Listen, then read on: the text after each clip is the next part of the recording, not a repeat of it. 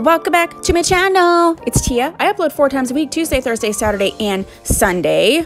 If you haven't subscribed, please do so. And if you have, you're one of my little doll babies. So hi, doll baby. Welcome back. This is going to be a special little video, like a little talk-tutorial, a talk-through tutorial on how to make a full cap wig look natural. So I'm going to go step by step, and I'm going to explain every single step along the way.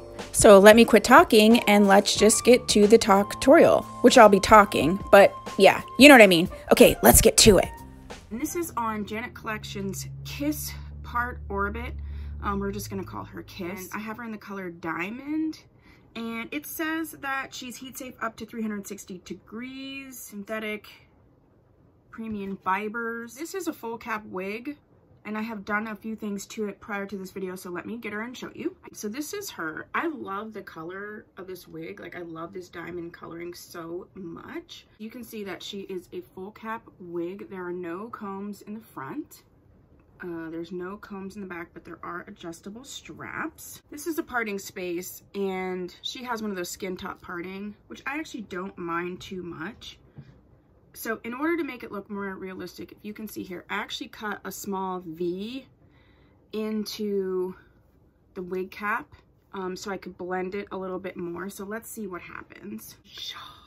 Ooh, I love this coloring. So because she doesn't have, I mean, her ear tabs are, she's got ear tab. This is where she wants to sit. She wants to be a side part.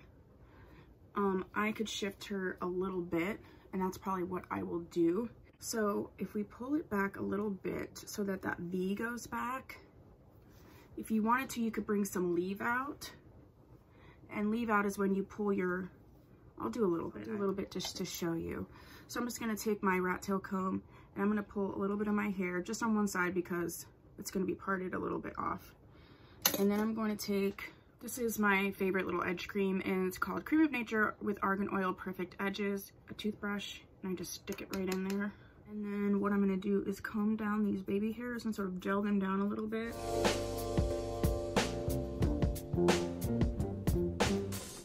And I go back through with my rat tail comb, come on hair, and just sort of shape this a little bit. And I'm gonna pull her down. I feel like she has some humpiness, so I'm gonna get some of these hair clips and clip these hairs down, and then I'm gonna apply heat to the areas that I think are a little bit, see how it's like a little humpy. And what I'm essentially doing is I'm melting these fibers down so that they lay a little bit flatter and they meld more with my hair. So I'm gonna take my curling wand and I'm just gonna run this across. I don't let it sit on any one spot for any length of time, especially like I feel like silkier wigs, you know, have a more tendency where you could actually, you know, melt it or burn it in a way that you don't want to. So I just keep moving it and I just run it along my head, and then it just sort of like melts the fibers to my head. With these skin top parting, there is a little bit of a, you know, this sticks up a little bit, so I really want to get this as flat as possible. Be careful not to burn yourself because I do that a lot. And for me, in terms of making it look realistic, this front area is where I need to try to get it to lay the flattest. So you can see it's flatter even now. I'm just gonna run this all the way back along the skin top parting. And people always ask me, I don't have like a temperature thing on here, but I have it set to, it's set to like 25. I actually got this from like the Salvation Army for like $2.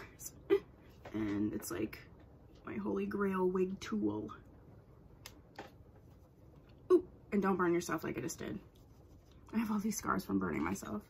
If you are afraid you might burn yourself, a tip is like you can just do this and pull it taut, but pull it back away from your, and just do it like that. Pull it back away from your actual head. You can even see how much flatter that's laying. Wow, wow, wow.